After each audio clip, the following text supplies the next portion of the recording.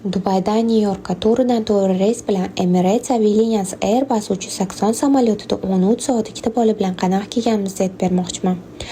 Samolyot ko'tarilishi bilan alhamdulillah o'g'lim uxlab qoldi. Keyin bizga styuardessalar menyu tarqatishdi. Menyudan keyin ovqat berishdi. Bu yoqda bo'lsa xo'jayinim maza qilib kino ko'rdilar. Qizim bo'lsa maza qilib o'yin o'ynadi. Unga ham отдельно kids meal, ya'ni детский ovqatlar berishdi.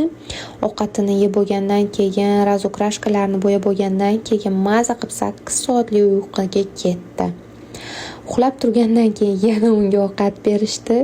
Ovqat yoqmadi unga. Uni ovqatini ukasi mazza qilib yeb oldi.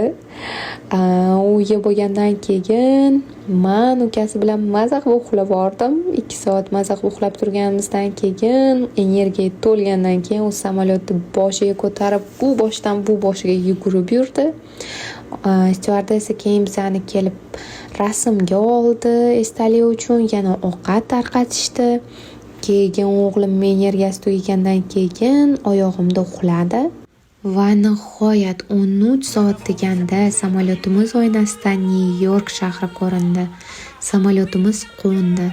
Alhamdulillah biz Nyu-Yorkdamiz.